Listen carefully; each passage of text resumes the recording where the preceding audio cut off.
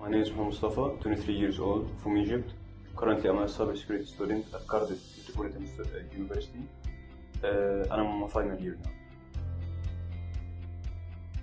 So, my view of healthy mind would be simply living a life satisfied with yourself, your abilities, and the decision you make. With that level of self-satisfaction, you will most probably live in a peace of mind. However, if one factor is missing in the way you view yourself, that will result in insecurities, lack of confidence, or even living in fear. And being drained in these thoughts will create the issues we all create in our heads, like depression and anxiety, or even overthinking.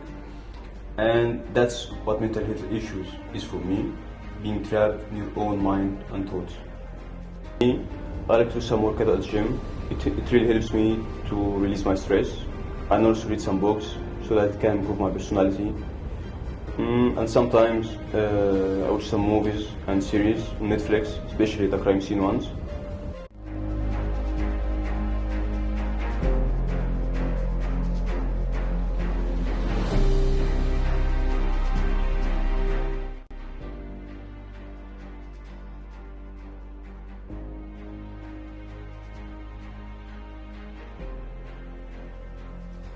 Hello, my name is Mohammed bin Qayed. I'm 21 years old from Palestine.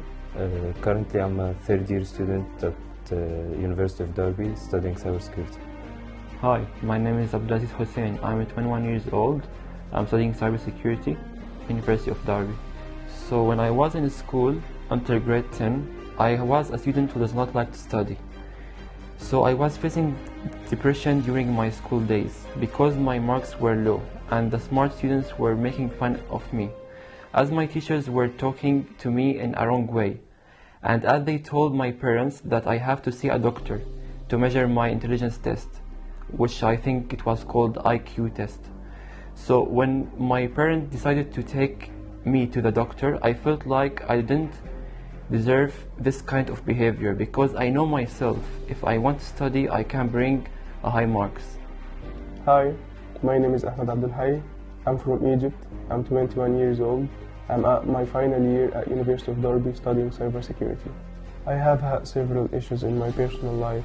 At the same time, that's when I started overthinking everything I do and everything I will need to do, like my grades and traveling back to my family and finding a job.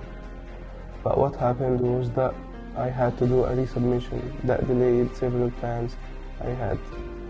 Then I ended up losing my BRB, which made me unable to travel back to my family and join my family in my sister's wedding.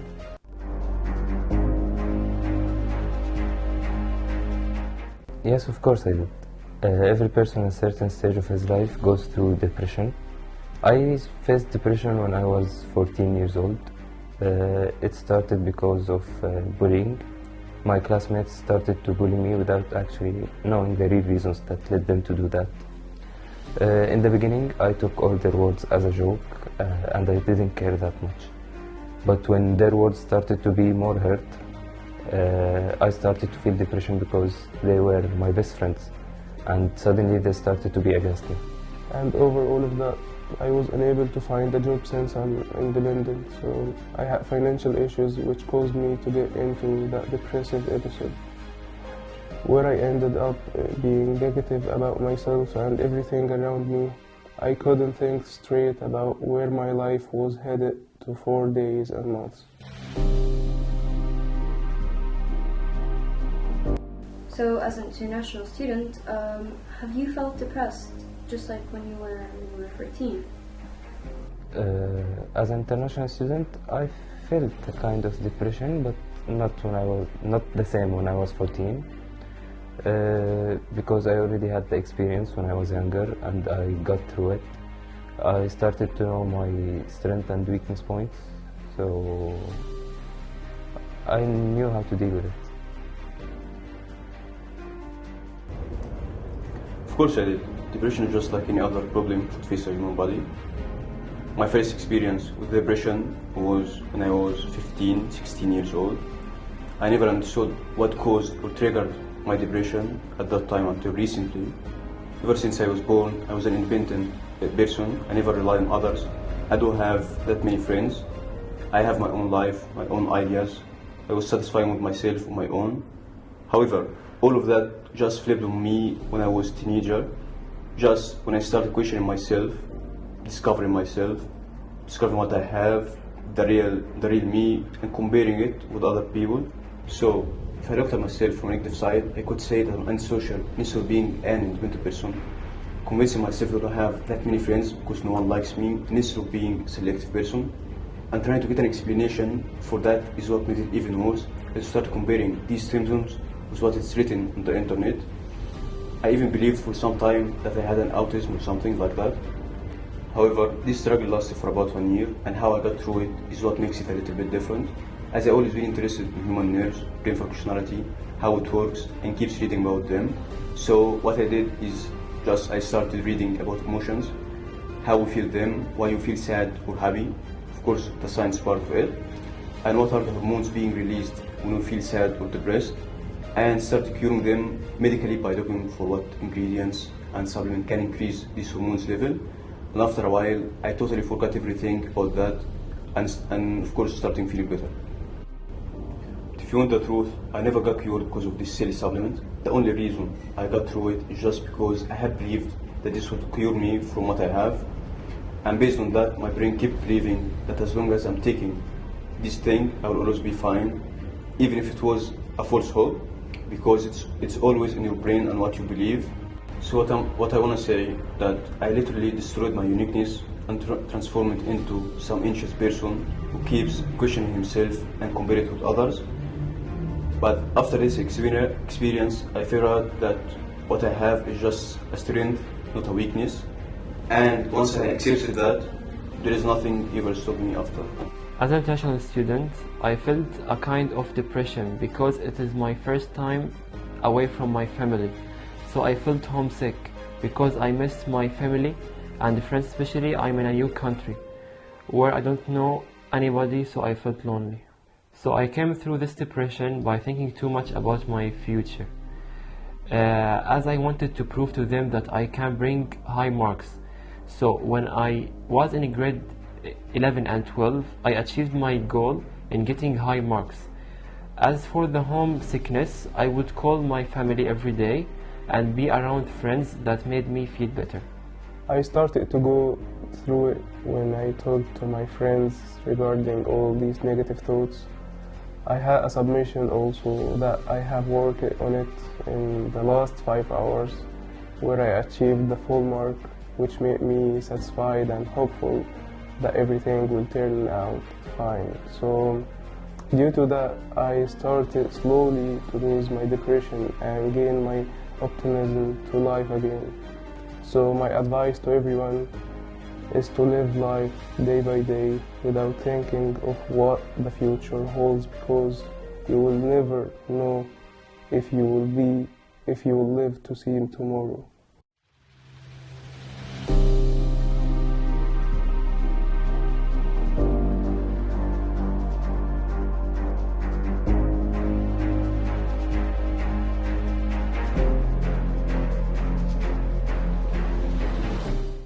For me, I think what really triggers depression is not setting a goal in your life and organize your life around it. Setting your whole life based on people, not goals or beliefs, and always keep comparing yourself with others, as by that you will never feel satisfied. You will always feel that there is something better than yours. Even if you got the best car in the world, you will still feel sad because you don't have a private jet, for example. So you will never get satisfied with what you have and will live insecure for the rest of your life.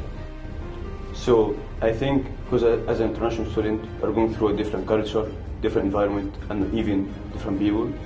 So you always feel that you are not fitting in your place or the place you are living at. So by that, you will just keep isolating yourself, just staying alone, doing all of that, and that will result to depression. That's from my point of view what could trigger the depression as an international student. So for me, after going through this experience, there is one main thing I figured out which worked for me, which is that shouldn't questioning the uniqueness that you have and compare it with others, because if you did that, you will be nothing but just as a copy from others. And if you ask me for only one thing to keep you away from mental issues, and succeed in life, I will tell you is to always be satisfied about yourself. That's it. Then comes other secondary factors, which is always setting a goal in your life. Don't just leave it like that, because it's your life and you are the only one who's responsible for it. But there is a point here. Most people get confused about setting a goal, which is setting your goal life based on someone, or setting your goal based on a hope or imagination. For example, if your life goal is to be rich and to have a lot of money, that's not a goal, that's just a wish, and it will always be like that. Instead, you can say that your goal is to start this business so that you can get rich, and under this main goal, you can just put some sub-goals or tasks, which is the requirement to accomplish this main goal. So you should always set yourself small goals or tasks that can be achieved, so that you can achieve the one main goal that you already set to yourself. Another thing to keep you away from mental issues is to be realistic and base all your thoughts based on that, and ignore your imagination. For me, I'm a practical guy, and the only benefit from imagination is to use it to produce creative ways of doing things. Otherwise, you shouldn't use it at all, because if you keep using it too much, you're only creating your own world just in your thoughts, while you are changing nothing in the real world. So, what's one word you would like to give to people who suffer with mental health issues and depression? You are not alone. You are not alone. You're not alone.